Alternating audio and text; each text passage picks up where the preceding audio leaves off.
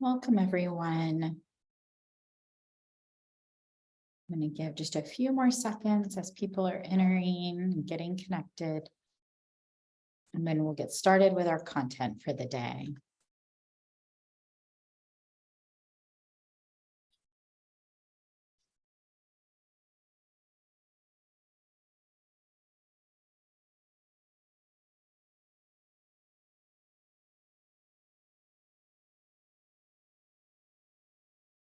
All right.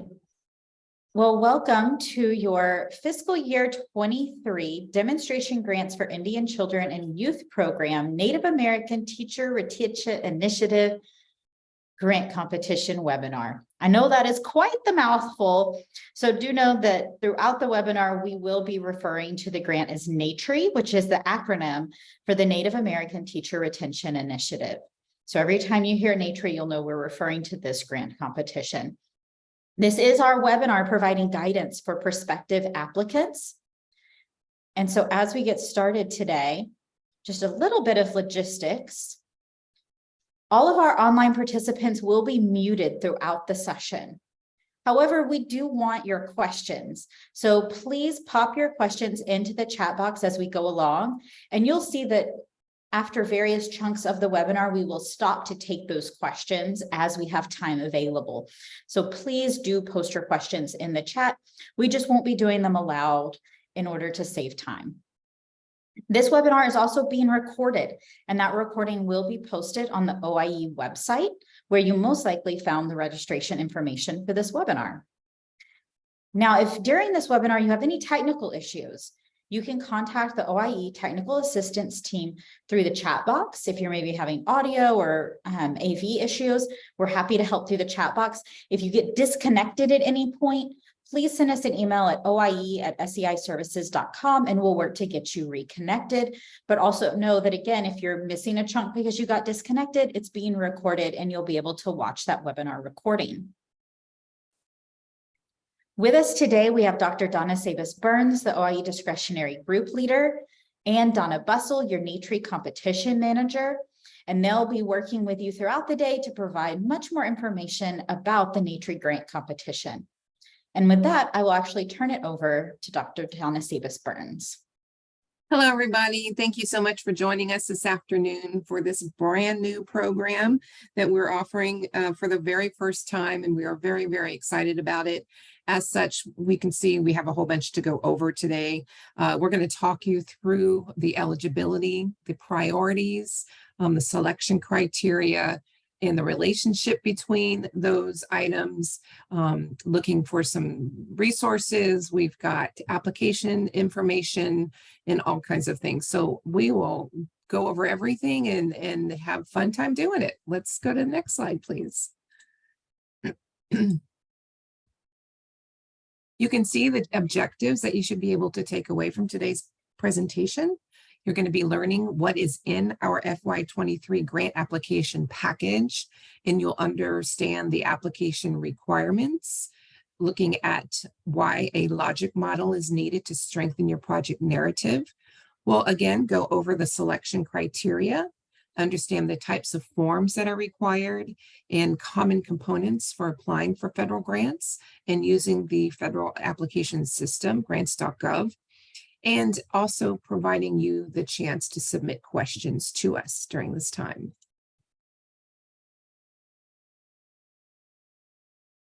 Synergy, would you do a polling question, please?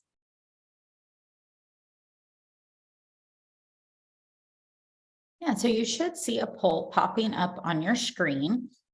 We'd like to know a little bit more about those of you who are joining us today.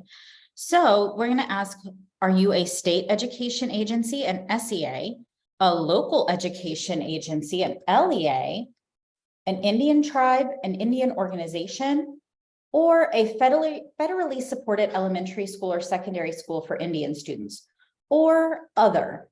If you mark other, we would ask that you pop into the chat box, who are you? Now, if you're looking for the poll, it'll be popping up in the middle of your screen typically, or if you're on a mobile device, it will likely entail you swiping over from right to left in order to be able to see that poll. If you have any issue actually selecting an answer choice or finding the poll, you are also welcome to pop that answer into the chat box. It's taking just a second. It's got the little wheel of thinking.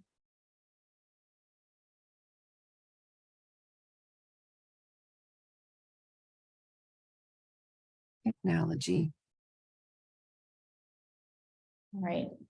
And are y'all able to see it now? If you want to just give me a little thumbs up. It's showing on my screen. Hopefully it is showing on. I see it. Okay. And we appreciate you popping in that poll fast fingers.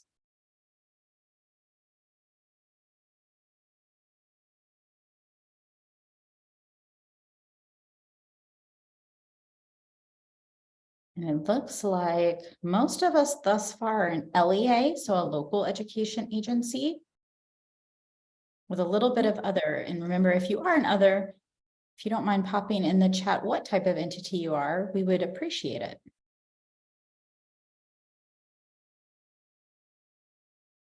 And give about 5 more seconds for those who are still popping in answers. All right, in the interest of time, I'm going to go ahead and end the poll, but if you didn't get a chance to pop in an answer, again, you can always pop that into the chat later, but we're actually tied evenly between LEA and other. Awesome. Great.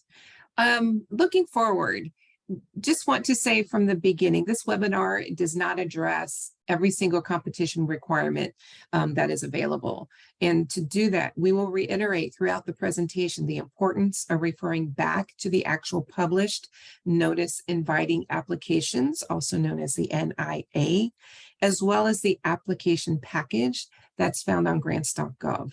And so please, this is not in its entirety. So please refer back to that NIA for all things before, during, and after writing your application. There are instructions that are attached to the application package on grants.gov for processes, such as the SAM, which we'll go over in a second, and also links to the common instructions that you must follow. And so everything is tied up in this nice little application package for you writing grants.gov. So there's the links there that you can follow for the instructions. So make sure you follow those to the T. Slide. Many of you who have been doing some grants possibly know that last year we changed over rather from the DUNS and over to the UEIs, otherwise the unique entity IDs back in April. And it's very important, if you currently have a DUNS number that is registered in SAM.gov, you also have a corresponding UEI assigned to you. And that's the number that you're going to use where we used to use the DUNS. So make sure if you have one, a DUNS, that you also know that corresponding UEI. If you do not have a UEI, you will need to get one. And there was also a link at the bottom here. And maybe I think they'll put it in the chat box for more information on how you can get your unique entity ID, because it will be required for you to apply.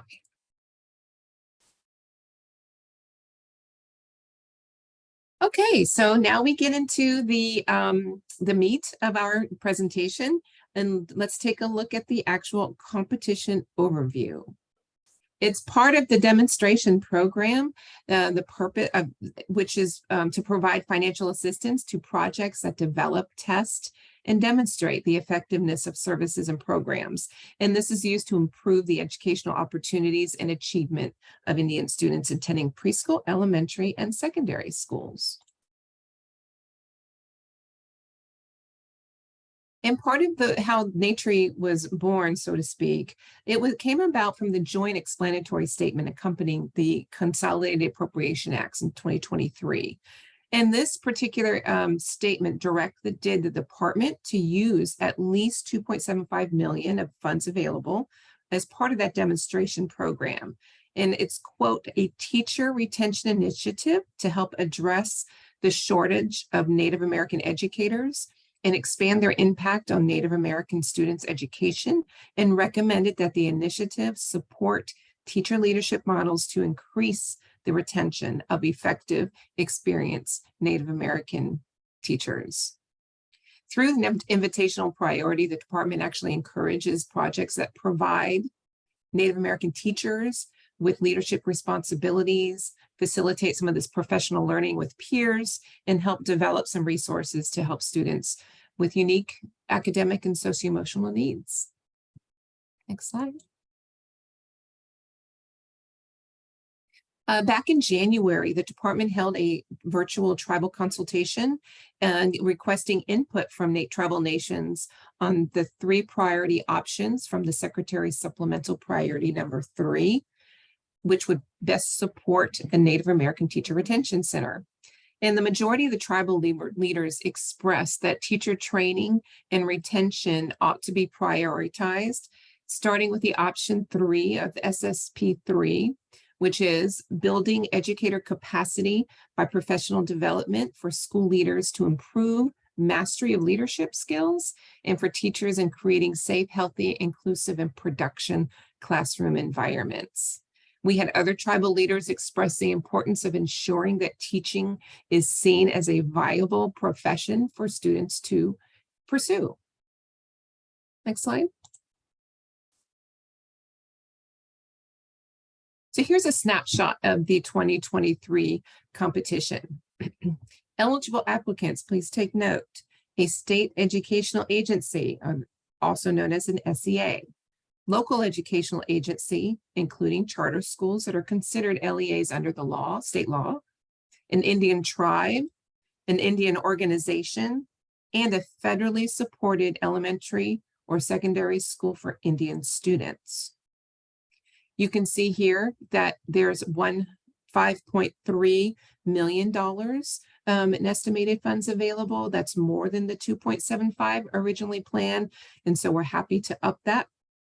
The length of award is up to 60 months, so up to a 5-year grant period. We're estimating the range of the awards to be between 400 and 500,000. So that medium is about 450,000. So that means we could possibly award up to 11 to 12 grantees.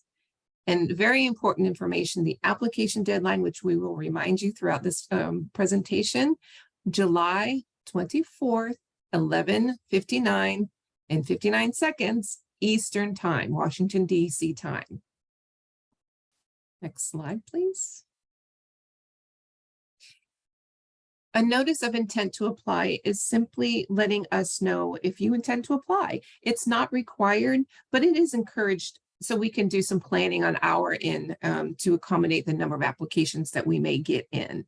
If you can please submit your intent to apply by Thursday, June 22nd, you would send an email to the competitions manager, Donna Bussell, at her address right there.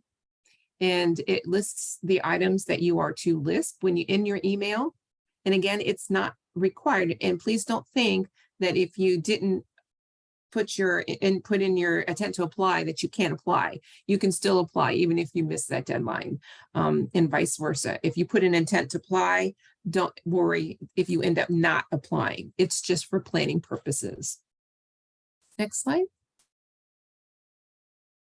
And as an applicant, you must clearly identify the specific absolute priority and the competitive preference priorities in the proposed project abstract as part of that. And you can see this competition contains 1 absolute priority, 1 competitive preference priority, and 1 invitational priority. The absolute priority, and this is to meet this priority, an applicant must propose a project to develop, test, or demonstrate the effectiveness of services and programs to improve educational opportunities and achievement of Indian children and youth. Proposed projects must be designed to ensure that A, principals, teachers, other school leaders, and other staff who serve Indian students have the ability to provide culturally appropriate and effective instructions and supports to such students. B, Indian students can gain knowledge and understanding of Native communities, language, tribal histories, traditions, and cultures. They're part of that absolute priority. Proposed projects must focus on one or more of the following priority areas, one or more. Activities that recognize and support the unique cultural and educational needs of Indian children and youth and incorporate traditional leaders. Educational services that are not available to such children and youth in sufficient quantity or quality, including remedial instructions, to raise the achievement of Indian children in one or more of the subject of English, mathematics, science, foreign languages, art, history, and geography. Number 3, comprehensive guidance, counseling, and testing services. Number 4, high-quality professional development of teaching professionals and paraprofessionals. That's the absolute priority. Now, the competitive preference priority. To meet this priority, an application must be submitted by an Indian tribe, Indian organization, school funded by the Bureau of Indian Education, a BIE funded school, or a tribal college or university, TCU, that is eligible to participate in the demonstration grants for Indian children and youth program. And if you'd like to know more about a group application submitted by a consortium, please read, or you can click on rather, the link, and you can find all the required components of submitting a consortium agreement to this grant competition. Now, this one has an invitational priority. To meet this priority, an applicant must propose an educator retention initiative to help address the shortage of Native American educators and expand their impact on Native American students' education. This initiative must support teacher leadership models to increase the retention of effective, experienced Native American teachers who will assist in ensuring that Native American students gain knowledge and understanding of Native communities, languages, tribal histories, traditions, and cultures, as outlined in the absolute priority for this competition. And excuse me, I know this is a very heavy text slide, but we want to make sure that it's all captured very clearly and concisely in one slide. And for this invitational priority, if an applicant chooses to address this, the applicant could propose a project that is designed to retain educators, particularly through building teacher leadership models as listed previously, from traditionally underrepresented backgrounds in the communities they serve. This will provide Native American teachers the opportunity to do one or more of the following. 1, carry out leadership responsibilities that come with increased compensation while maintaining a role as a classroom teacher. Now, for example, you could have leadership responsibilities that could include collecting and analyzing data of, let's say, some student academic and socio-emotional outcomes, or you can have it for teacher professional outcomes and taking actions to improve student outcomes or teacher outcomes or professional learning informed by such data. Or another example would be evaluating and implementing strategies. And this would be aiming at addressing areas of demonstrated need in the school where the teacher is employed, including increasing wraparound services, academic supports, family engagement, and community-based services. Number 2, facilitate, lead, or engage in sustained professional learning with peers that is collaborative and based in evidence, research, and practice. Number 3, analyze the economic, cultural, and historical contexts of students and their communities. And this can include existing pedagogy, school policies, school-based outreach to families and community organizations to create learning environments that are more inclusive of and responsive to student and teacher needs. And this can also include cultural, linguistic, and or socioeconomic needs. Number 4, support teachers to effectively serve students with disabilities, English language learners, and students who are linguistically, racially, and culturally diverse, the economically disadvantaged or historically underrepresented to increase their academic achievement or socio-emotional learning. Number 5, use, customize, or develop lesson plans, materials, and other instructional resources that can meet these unique needs of students to further their academic achievement to social and emotional learning.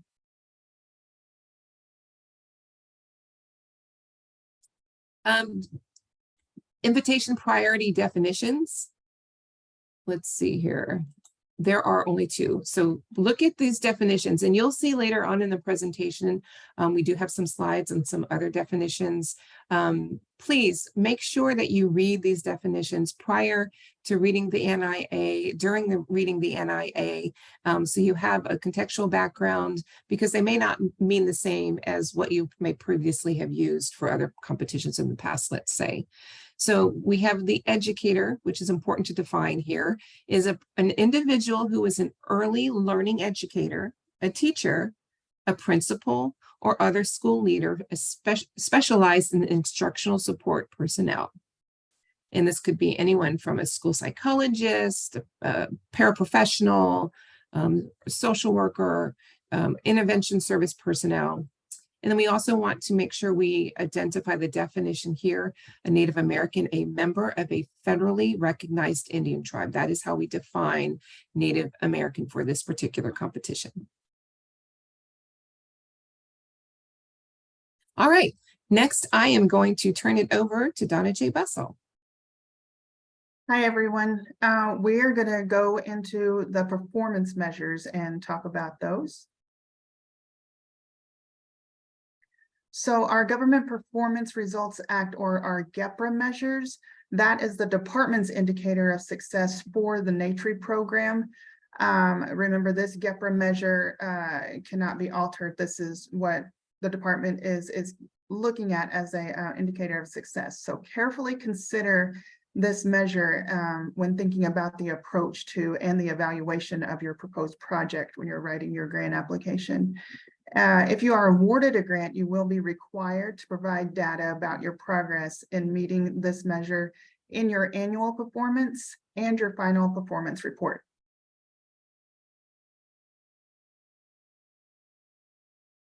So NATRI has one GEPRA measure. This GEPRA measure is the total number of Native American educators employed as educators at the beginning of the grant period who are still educators at the end of the performance period, if applicable.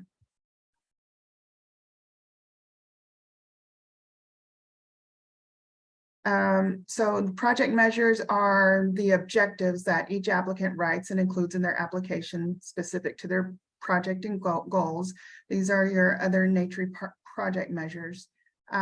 Each objective is required to be reported on each and every year of the grant. Typically, project objectives are reported as ratios. Think through how to write your project objectives to be reported on annually. So the NATRI project measures are your project measures that you are deciding on when you're writing your grant application.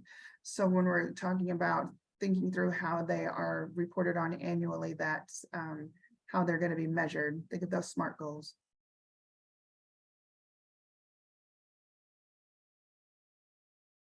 And right now we're going to pause for any questions. You can enter questions or comments into the chat box. Yeah, thus far we have not had any questions posted in the chat. If anyone does have any questions, you're welcome to post those in the chat now, as well as throughout the rest of the presentation. Oh, and just in time we got, are there any quarterly reporting requirements?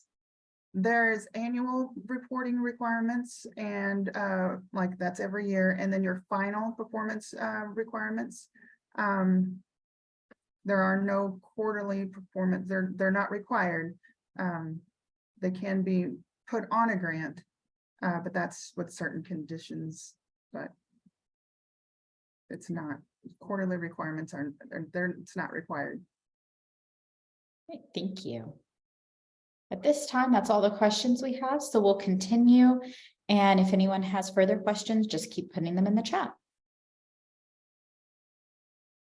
Okay, so we will move on to our application requirements. For this FY 2023 and any subsequent year in which we make awards from the list of unfunded applications from this competition, applicants must meet the application requirements, which are from section 6121 of ESSA. And there's a link, a couple of links. The other application requirements come from 34 CFR 263.22. And we will go over those application requirements right now. Each application must include the following. So all applications must include the following: a description of how Indian tribes and parents and families of Indian children and youth have been and will be involved in developing and implementing the proposed activities. Assurances that the applicant will participate at the request of the secretary in any national evaluation of this program. Number 3, information demonstrating that the proposed project is evidence-based, where applicable, or is based on an existing evidence-based program that has been modified to be culturally appropriate for Indian students. Number 4, a description of how the applicant will continue the proposed activities once the grant period is over. All of those application requirements must be addressed in your application. The program requirements, we have the ISDEAA statutory hiring preference. This is awards that are primarily for the benefit of Indians, are subject to the provisions of Section 7B of the ISDEAA. That section requires that to the greatest extent feasible, a grantee give to Indian preferences and opportunities for training and employment in connection with the administration of the grant, and give to Indian organizations and to Indian-owned economic enterprises as defined in Section 3 of the Indian Financing Act of 1974. Preferences in the award of contracts and in connection with the administration of the grant. So for purposes of this preference, an Indian is a member of any federally recognized tribe.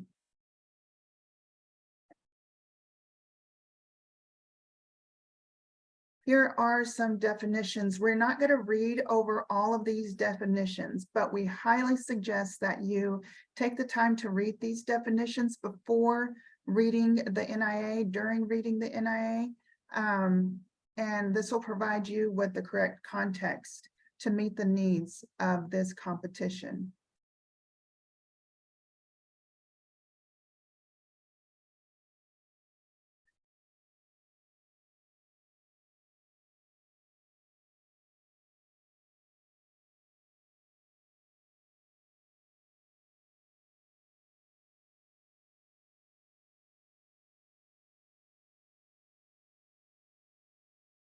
All right, and now I will turn it back over to Ms. Donna Savis-Burns. Thank you. And before we go over this next section, I can see a lot of people entering. Don't worry, this is being recorded, and the slide deck and the recording will be posted very shortly after on our webpage, and we'll give all that information to you by the end. Just wanted to make sure that if you missed some, don't worry, we got you covered. All right. Let's shift our focus and look at the selection criteria and the relationship between those priorities that we went over earlier. And a couple of hints. So this is the meat of your narrative. These are the things that you must respond to. Couple of tips. Respond fully to each and every one of these selection criteria. You can't pick and choose. You're expected to do all of them. Do not lump your written responses for all of the sub-criteria into one piece. You want to keep your written responses to each sub-criterion separately. They're scored separately. They have separate points assigned to them. So you want to make sure that it's carefully broken out so the reviewer who is reviewing your narrative can easily find it to compare to the selection criteria list. And again, please do not skip any of them. Just make sure you address each and every one. These webinars often give you a picture of what you need to know, and again, are not 100% comprehensive. For a complete picture, please read again that NIA and the application package. Next slide. So here's the first one, the need for the project, 5 points. And this is basically looking at, what the magnitude of the need is for the services to be provided for these activities. Next slide. Here we have the quality of project design. This has a lot of points assigned to it. This is a big one, 25 points. And with this, they're looking at you to clearly state the goals, objectives, and outcomes of your project, and that they're very clearly specified and measurable. The extent to which the design of the proposed project is appropriate to and will successfully address the needs of the targeted population. The extent to which there is a conceptual framework underlying that proposed research. The extent to which the proposed project is designed to build capacity and yield results that will extend beyond the federal financial assistance. And the extent to which the design of proposed project reflects up-to-date knowledge from research and effective practice. Again, 25 points for the project design.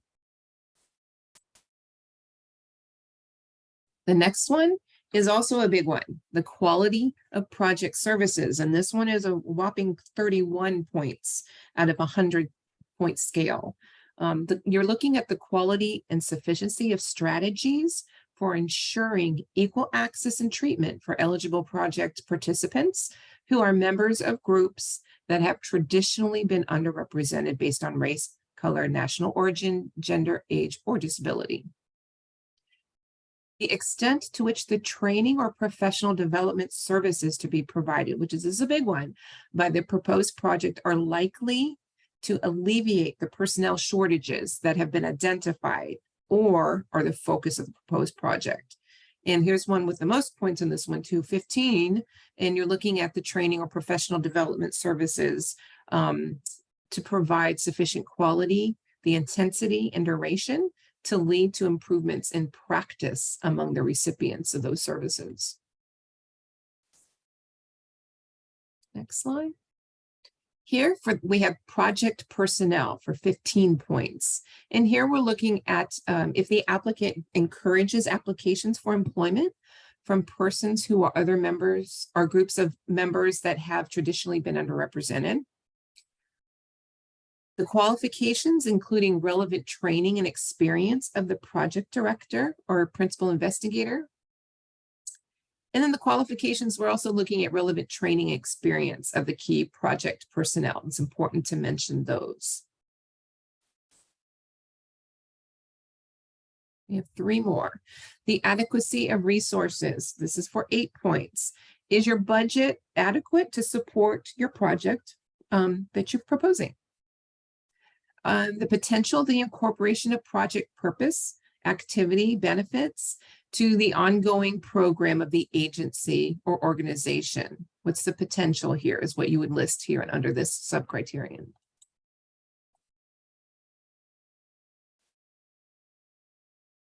And for 10 points, we have the quality of the management plan, and it's looking at how the management plan is set to achieve those objectives of the project that you would on time and within budget, that you've clearly defined those responsibilities and timelines and milestones and for accomplishing the project tasks. Be clear in how you intend, you have objectives and be clear on how you intend to meet those. The extent to which the time commitments of the project director and any other key personnel, they're appropriate and adequate to meet these objectives. And then the last sub-criteria is the quality of the project evaluation for 6 points. And we're looking at the methods of evaluation to provide for examining the effectiveness of your project and how well it was implemented through the given strategies. And then also looking at the evaluation, how it will provide guidance about effective strategies suitable for replication or testing in other settings. Again, it's on a 100-point scale.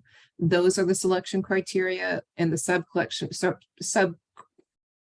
selection criteria that you will be writing to. Okay. Now we have another break in for questions. And currently, we do not have any questions. If anyone who is online has any questions, you are welcome to post those in the chat. Otherwise, we will have a break for questions again in just a bit. Remember that you're welcome to post your questions in the chat at any point. And then as we get to these little breaks, we'll take those. As well as we've posted, again, another reminder in the chat that the slide deck and the webinar recording from today will be posted on the OIE webpage later this week. All right, there are still no questions, so we'll go ahead and move to the next section.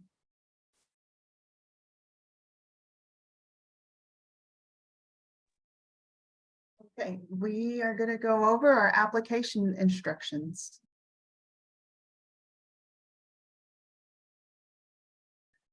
At grants.gov, you will find the information about this grant. You can place in the search that Ed grants and then the number there, the Ed grant opportunity number. You can search for it under Office of Indian Education Demonstration Grants for Indian Children and Youth Program, Native American Teacher Retention Initiative, if you want to type all that in. But the application at grants.gov does have the application instruction package, which is a guide for all of the required components of your application. And again, read through those definitions and read through the NIA and get a really good understanding of this grant before you apply. You can also save as you go.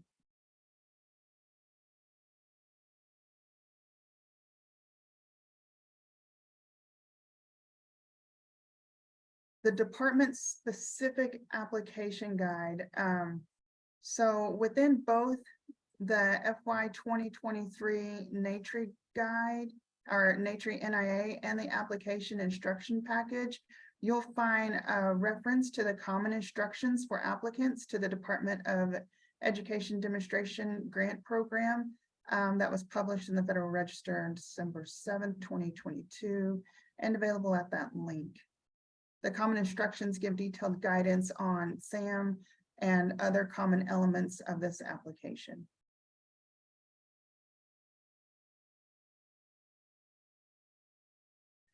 The electronic application checklist. So again, read through your NIA, read through the application instruction guide, but we have a checklist here as well. The part one is the preliminary documents, the application for federal assistance, which is your form SF 424, the Ed supplemental information.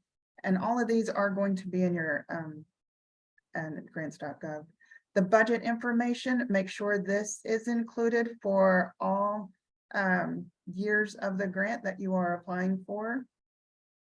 And part 3 is your Ed abstract form. This is your project abstract.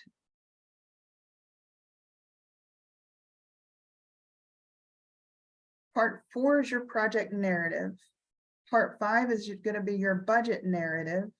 And part 6 includes other attachments such as your indirect cost rate agreement, your administration cost limit waiver request if applicable, an intergovernmental review, state single point of contact list if applicable, your resumes, your bibliography, signed consortium agreements if applicable.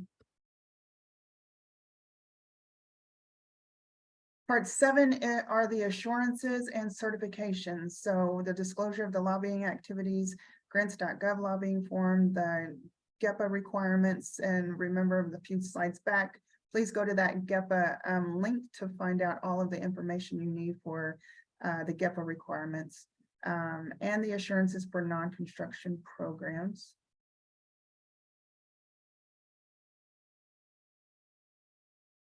Part 1 of the SF 424 application for federal assistance. This is a standard form. It includes, and it does have the instructions. For item 9, be sure that the applicant type you identify in this form matches how you self-identify in the application abstract.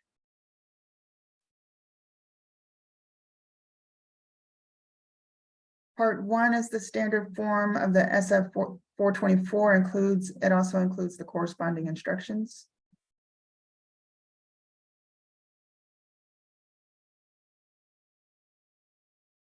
Part 2, your budget form. Use the ED form 524, section A and section B. The non-federal funds are optional. Please use the form that we have in grants.gov. Remember that you must provide all these requested budget information for each of the 5 years of the project and the total column in order to be considered for federal funding. No more than 5% of the funds awarded for a grant may be used for administrative cost.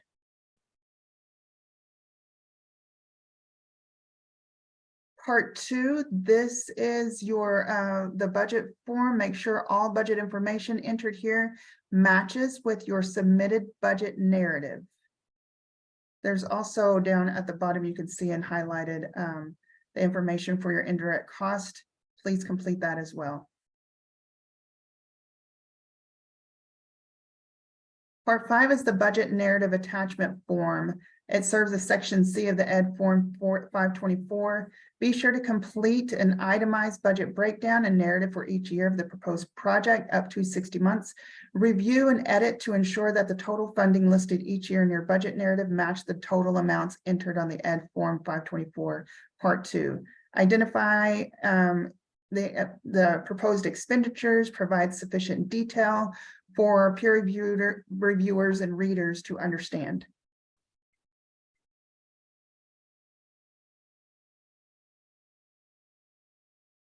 The abstract, the project abstract should not exceed 2 double-spaced pages and should identify the applicant, including all consortium members if applicable.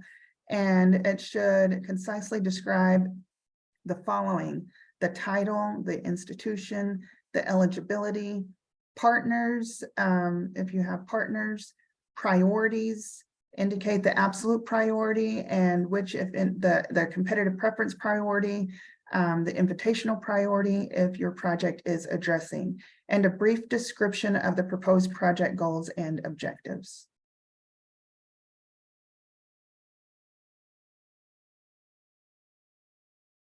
Part 4 is the project narrative attachment form. The application narrative, we will request that there's no more than 30 pages. Use the following standard. This is the standard for all of our applications. You can read through those standards, and this is also on grants.gov and the application instructions.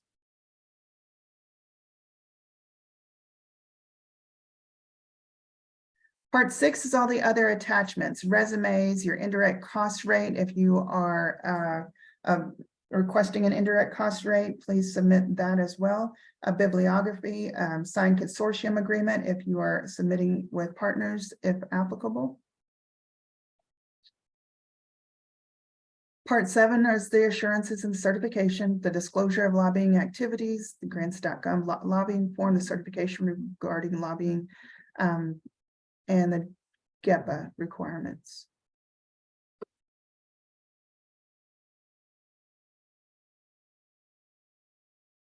Speaking about GEPA requirements, here is our slide that shows an overview of GEPA section 427. We do ask that you go to oese.ed.gov/GEPA to go over all of the requirements of GEPA and just go over all of these slides. We'll have I think Casey just posted the link in the chat.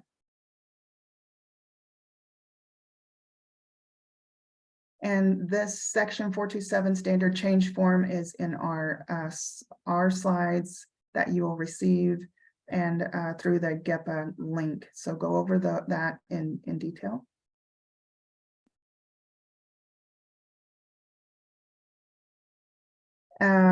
Applicants must respond to each question on this standard form and submit the form with the grant application. So review that GEPA form. It has 4 questions. Make sure those are answered, and the link will have some examples of how to answer these questions.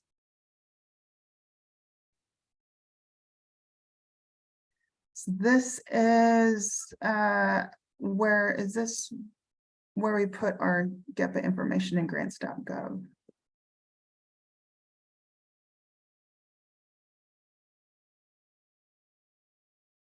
And here are more links to the resources for GEPA section 427. The application requirements that we discussed earlier, the assurances that the applicant will participate at the request of the secretary in any national evaluation of this program. Remember, this is a requirement. You have to have this in your application. You can upload a separate attachment in grants.gov. The information demonstrating that the proposed project is evidence-based where applicable, or is based on an existing evidence-based program that has been modified to be culturally appropriate for Indian students. You may mention this in your application abstract. You may also address this under the quality of the project design subcriterion 1 and subcriterion 2. The application requirement of a description of how the applicant will continue the proposed activities once the grant period is over. You may address this under quality of project design subcriterion 4.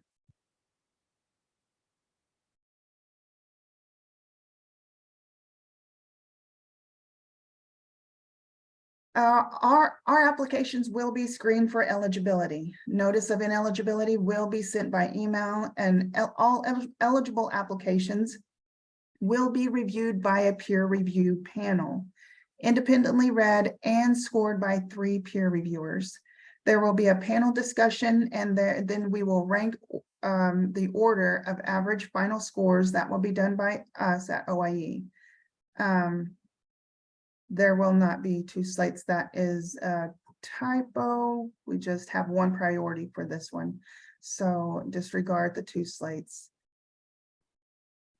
The application deadline is July 24th, 2023 at 11:59 p.m. Eastern time. After that, grants.gov will be closed and you will not be able to submit your application. And I will turn it over to Ms. Donna Sabas-Burns for the rest. Great. All right, these next few slides are some wonderful resources that we have. Next slide, please.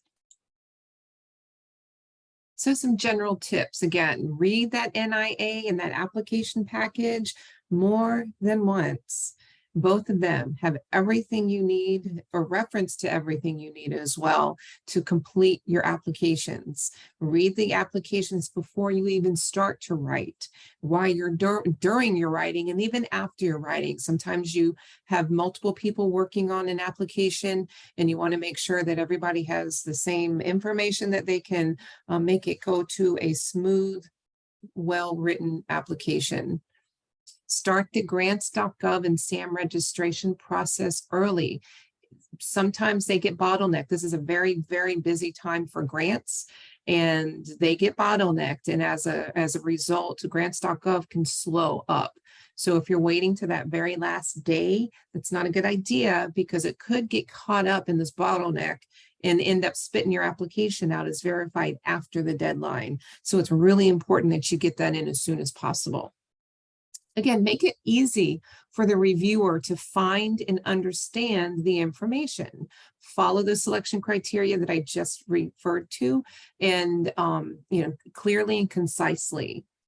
You want to proofread. As in any kind of application, you want to make sure that you've covered all the bases. There's quite a few sub-criterions here. There's a bunch to write to the absolute priorities. So you want to make sure that your budget narrative matches the budget that's included at the very beginning of the application. You want to make sure that it's clear and concise and matches. You're going to submit your application using grants.gov in that link. There are also a lot more resources on grants.gov if for any type of applicant you could possibly want. Lots of training, lots of information. So please feel free to go to grants.gov as well.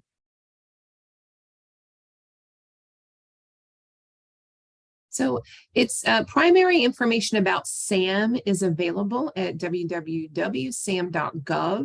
To provide additional help with obtaining and registering that DUNS number and the TIN number in SAM, or simply updating your existing SAM account, the Department of Education has prepared a sam.gov tip sheet.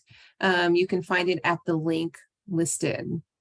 User guides, demonstration videos, and other helpful guidance. Anything SAM registration, you can find it at these user guides and question and answer frequently asked questions and so forth. But again, we now use UEIs as stated earlier. So please make sure if you do not have a UEI, you get one, because we no longer use that DUNS number. And if you have a DUNS number, make sure that you understand what the associated UEI is.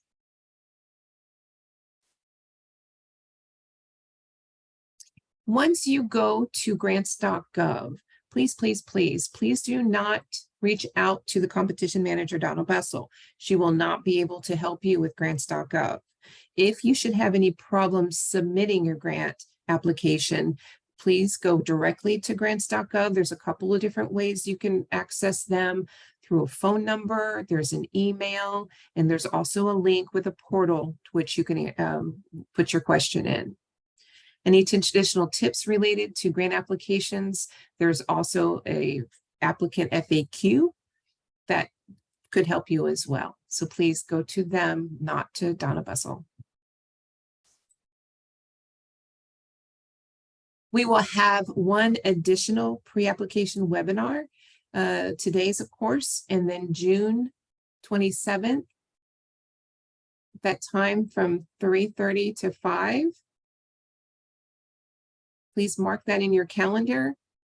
Any updates will be provided on the demonstration program webpage.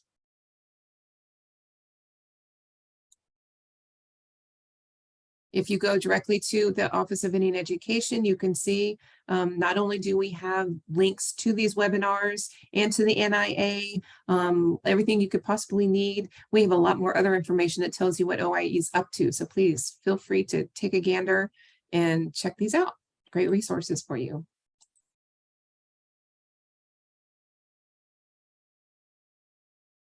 The NIA applications, June 22nd. The application package is here. The NATRI funding opportunity. When you go to grants.gov, there's a lot, as Donna was saying, there's a lot of different ways you can access finding the grants in grants.gov. You can use this opportunity number. You can type in Native American teacher. You can just type in, I think you can probably type in NATRI and it'll pull it up. But if you're having trouble, use this opportunity number that can help you. And again, sam.gov for any of the SAM registration. And this is very important information. When you're looking at allowability for costs, as you start to develop that budget narrative, take a look at 2 CFR Part 200, also known as the Uniform Guidance. And we give you a direct link here. Very, very important that you understand what you're allowed to put and what you're not. We do look at budgets and review them before handing out the grants. And if there are unallowable costs, they will be removed. So it's better to be informed up front and to take care of that instead of waiting till after. If you happen to be funded, you might not like the cuts. So just make sure you're well aware of that. Here are a bunch of different resources for logic models. So please, if you've never written a logic model, we have you covered. All of these links take you to many, many, many different types of logic models that can be used for this program, for this application rather.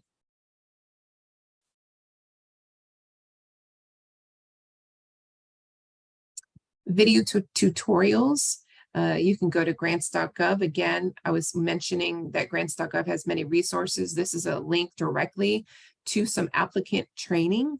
So if you've never used grants.gov before, great reference and resource to share with you and your writing team.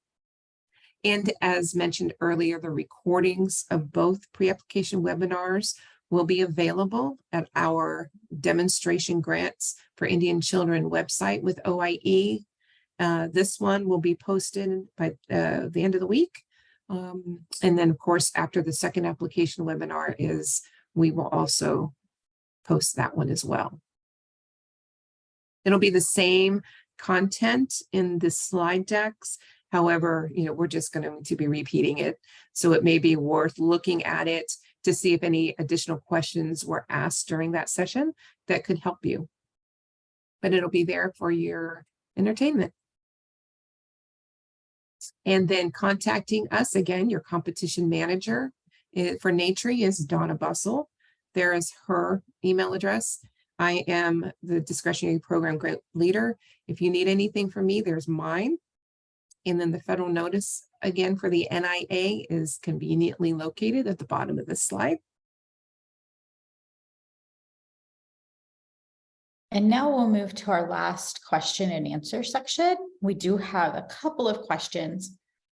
The first was asked and answered in the chat, but for the information of those who may not be watching the chat, does a public school with Title VI and JOM count as an Indian organization?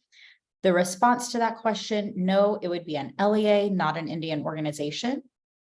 The second question, would you please clarify the meaning of limitations on administrative costs 5% versus allowance of full indirect cost? And the response given to that was costs are not limited to 5% if they have an approved indirect cost rate. Please visit, and there was a link given if you scroll up in the chat to learn more about indirect cost rates.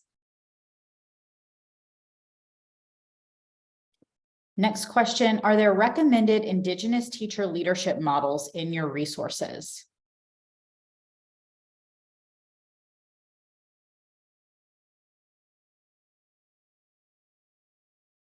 That's a good question. We don't have any recommended native teacher research models out there. We were looking, trust us. Yeah. So this would be a great opportunity for some of you to design a grant that could provide native teacher leadership models. That's right. It's a need, well, certainly. It is. And Emily, where can you get the application for notice to submit? That's the notice inviting applications, and there are multiple links, I think, in the chat, as well as in the slide deck. You can see links that take you directly to both the NIA and the application package. And if you're looking for the Oh yeah, notice, Casey just posted it again. perfect. And if you're looking for the notice of intent to apply, there's not a form for that. You'll just be sending that information via email to Donna Bussell, whose email address is conveniently on the screen right now. And to that teacher leadership model, I think is it in our background, or we did mention that where you can look at other teacher leadership models and you culturally appropriate it for Native teachers. I think we did mention that within the NIA, but other than that, we don't have specific resources. The next question was, how many letters of intent to apply have been sent in thus far? I believe we have 4. The last I checked was 4. And again, it's not required. So if you miss the deadline, don't worry, you can still apply. Right. Oh, can you have a program that only addresses the teacher retention part?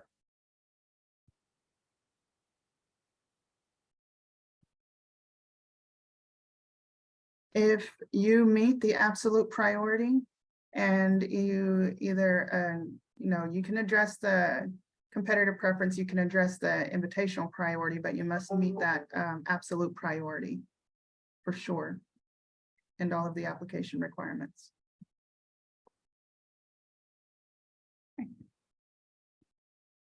That's the last question that is currently in the chat. We could pause one more moment in case anyone is actively typing a final question.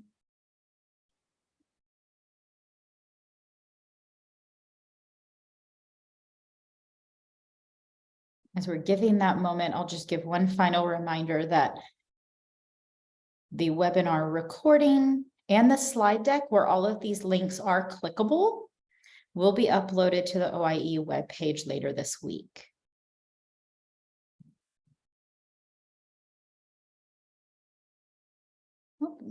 One other question, is it 500,000 a year?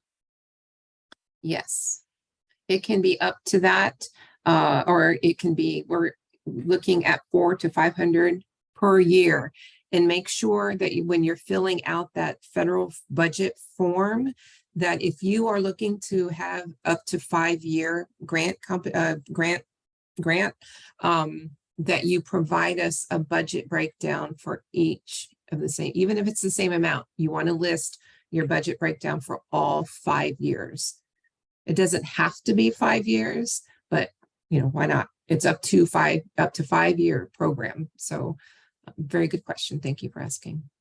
And then there was a request for a link in the chat to where the webinar recording will be. And actually, if you look at the comment directly above your question, I think you were probably typing at the exact same time, is the link to the webinar, where the webinar recording will be posted.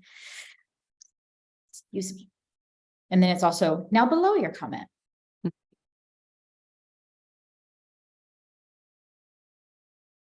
All right, it looks like that concludes the questions for today. Oh, just Hi, kidding. Allison. I have one more. Oh, two more. Will there be any consideration for funding regionally limited awards? I'm guessing we may want a little more information on this one. Yeah. Yeah, Natalie, if you could share just a little bit more information about what you mean by regionally limited so that we can be sure and give you a really good response. Our next question is just double checking that the budget justification needs to be for 5 years. Yes. Be up to 60 months. Yeah. Do we have to budget for a mandatory project directors meeting like we did in the past? Or are we going forward with digital directors meetings? You still want to include that in the project director, in your budget rather. I think that's in the NIA. It may be that we bring people in for a Grant Leadership Academy. If we do have a virtual project directors meeting, we're still in the planning stages for that, but please plan on putting that in your budget. Very good question. And the clarification on the regionally limited was they're asking about only a certain number per region. No, our applications go through a peer review, and just based on the quality of the application, if you're answering the absolute priority, if you're getting points with the competition, the other priority, the competitive preference priority, and how you're scoring on those selection criteria, we put them in rank order based on those scores from the peer reviewers. So it's not based regionally, just on the application. And then there are two questions kind of asking something similar about 500,000 per year or for the total 5 years. And yes, it is 500,000 per year. So that's your annual award.